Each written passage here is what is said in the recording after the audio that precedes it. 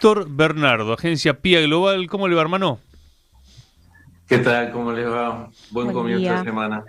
Bueno, ¿cómo le aplaudieron en el Parlamento peruano cuando dijo las Fuerzas Armadas, en caso de cualquier tipo de crisis, se van a hacer cargo? Bueno, ya legalizar de antemano el estado de sitio. Sí, sí, lamentablemente hay una canción que cantaba la Versuit que decía yo veo el futuro repetir el pasado, ¿no? Eh, y vemos cómo regresa el fujimorismo nuevamente con el discurso autoritario, con el alineamiento con Estados Unidos, con la estigmatización de los partidos políticos de la oposición, con un discurso neoliberal eh, recargado, un fujimorismo 2.0, y vemos cómo estos movimientos que han dejado tanto dolor en, en países como Perú, lamentablemente regresan cargados de todo lo que ya sabemos, ¿no? Es una mafia que vuelve a tomar el poder en Perú para alinearse con los intereses de Estados Unidos, pero a la vez para hacer sus negocios mafiosos adentro del propio Perú. 15 de los funcionarios nombrados, de los ministros nombrados por Keiko Fujimori tienen causas por lavado de dinero, por extorsión, por evasión, eh, por abuso de poder, ¿no? Una verdadera mafia que se instala en el gobierno, como en parte también ha pasado aquí en Argentina, ¿no? Los funcionarios del gobierno de Milei tienen una enorme cantidad de causas, lo tenían los funcionarios del gobierno de Macri, ¿no? Siempre los medios hegemónicos hacen hincapié sobre las causas de los líderes populares en América Latina, como hacen tanto hincapié o han hecho tanto hincapié en las causas de la expresidenta Cristina, causas armadas de manera escandalosa, causas donde los jueces juegan y fiscales juegan al fútbol en la quinta de Macri, digamos, pero no, casi dejan de lado las causas, la innumerable cantidad de causas, el prontuario enorme que tienen los líderes de derecha, entre ellos, por ejemplo, Mauricio Macri, o todos los escándalos que hemos tenido acá en el gobierno. Y lo de Keiko Fujimori es atroz. A ver, hablas de Fujimorismo. En el caso de Alberto Fujimori, recordemos década de los 90. Después él va a ser, en 2009, condenado a 25 años de prisión por delitos de lesa humanidad. Recordemos eso, que hubo también vaivenes en la causa judicial, porque va a ser indultado, después nuevamente se revisa ese indulto y nuevamente es condenado. Muere aparte a los 86 años, longevo, ese muchacho Fujimori. Pero ellos sí lograron resetear Perú. El modelo peruano podemos decir que lo moldeó Fujimori en los 90. Sí, acá sucedió en el 76, ¿no? El comienzo de ese reseteo y se consolidó en los 90 también con la oleada neoliberal que hubo en toda América Latina, ¿no? En los 90 a nosotros nos cambió la matriz en gran parte el menemismo y en el caso de Perú el fujimorismo, que además hizo Claro. una reforma constitucional profunda, además dio un autogolpe donde antes de hacer la reforma, donde él se quedó con el control del poder legislativo, cerró el Congreso, se quedó con el control del poder judicial, de todas las instancias del Estado, armó grupos paramilitares para perseguir a la oposición, esos crímenes de lesa humanidad a los que vos hacías referencia, con masacres en el Perú, persiguió a los movimientos indígenas, realizó esterilizaciones forzosas. Hay más de 3.000 casos en Perú, la mayoría de ellas, el 80% mujeres, que fueron esterilizadas de manera forzosa, eran engañadas, llevadas a campamentos militares donde les decían que les iban a aplicar vacunas porque había alguna enfermedad o alguna epidemia en la región, y cuando llegaban a esos campamentos las forzaban a ser esterilizadas. Cerca de 3.000 casos, como dije, el 80% mujeres, pero también hubo miles de casos de hombres a los que le hicieron vasectomías forzosa.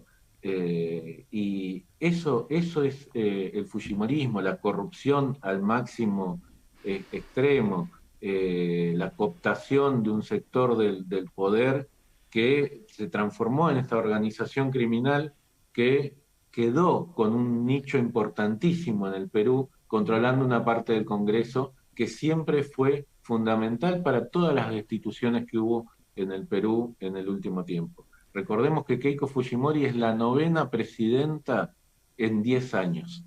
En 10 años de gobierno hubo 9 presidentes y presidentas en Perú. Digamos. Y eso tiene que ver con el poder Y que el el presidente del fujimorismo Banco instaló. Central es el mismo. El presidente del Banco Central es el mismo, sí, sí. Es el Y modelo la, que están buscando para acá, ¿no? y la injerencia de Estados Unidos es vergonzosa, vergonzosa. El ministro de Relaciones Exteriores de Perú, Carlos Spa, fue empleado de la Embajada de Estados Unidos en Lima durante 15 años. Fue el director de comunicación de la Embajada de Estados Unidos en Lima durante 15 años. Y hoy es el ministro de Relaciones Exteriores de Perú. Es un hombre que trabaja para la Embajada de Estados Unidos, no trabaja para el gobierno de Perú. Trabaja para la Embajada de Estados Unidos, sigue trabajando, nada más que ahora cambió de oficina. Salió de la Embajada de Estados Unidos y va a trabajar en el Ministerio de Relaciones Exteriores. Héctor, Entonces, sí. sí, no, recordemos que Keiko ganó con el 50,13 de los votos finalmente frente al 49,86 de Roberto Sánchez.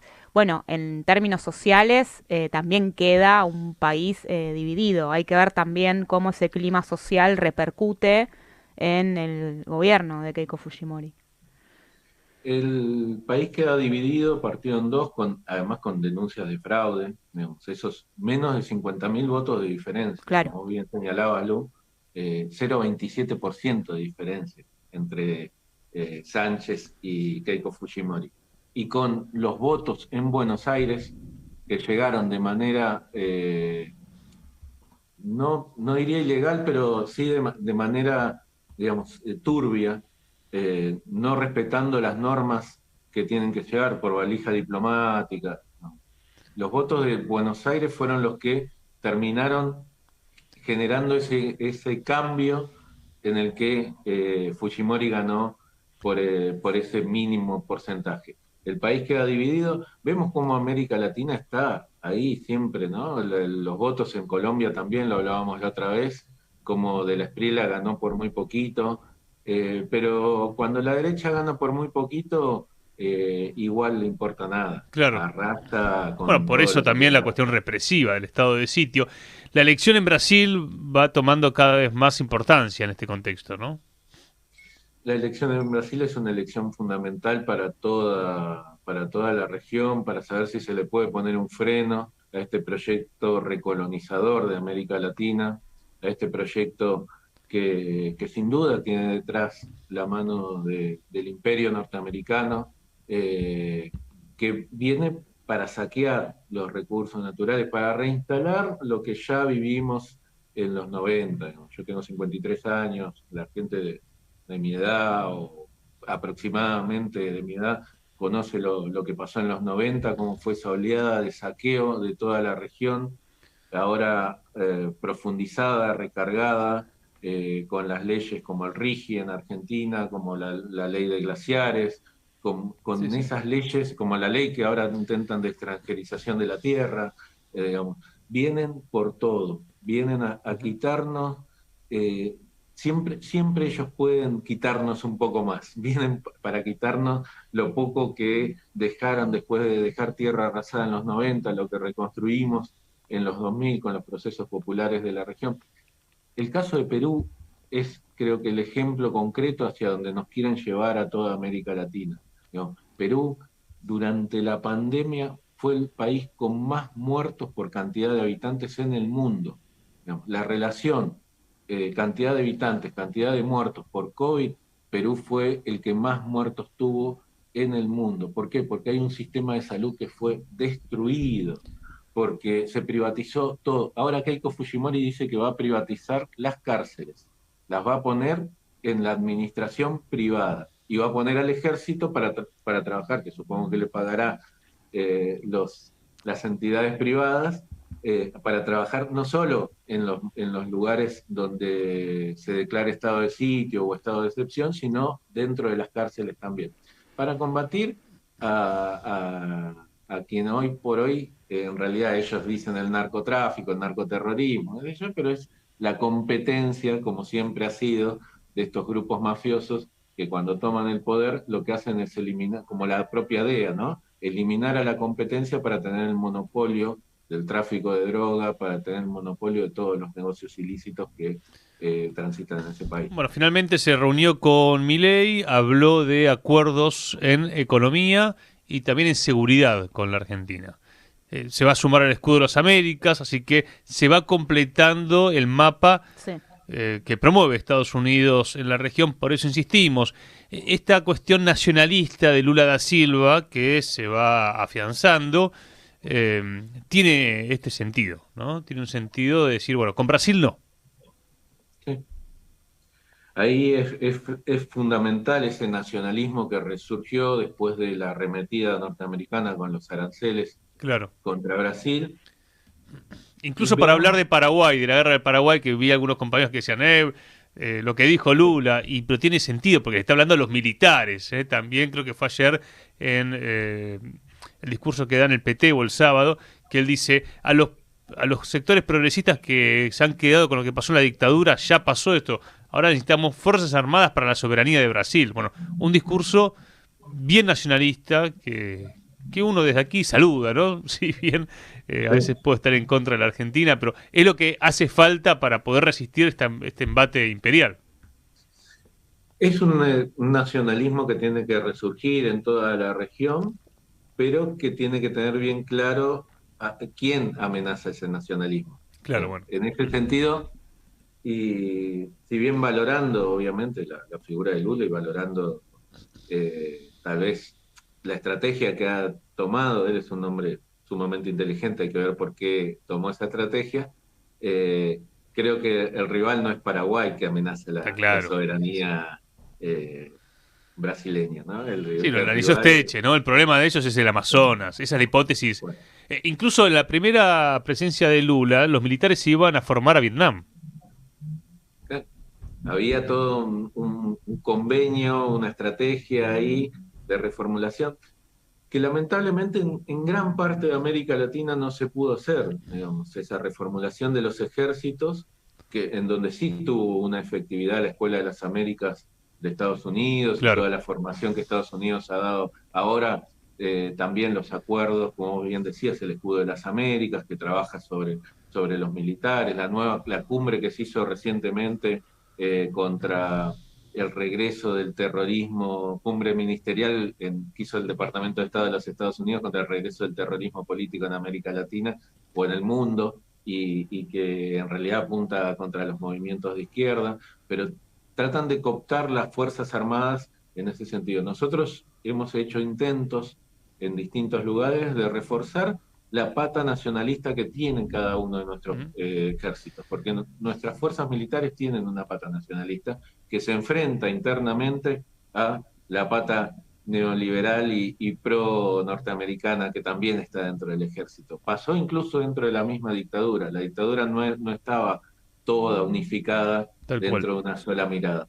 Pero bueno, hoy por hoy no se ha conseguido hacer una reforma profunda de esas fuerzas militares que es necesario para un proceso popular que se consolide realmente, que sea antiimperialista y que defienda los intereses de nuestro pueblo. Héctor, querido, gracias.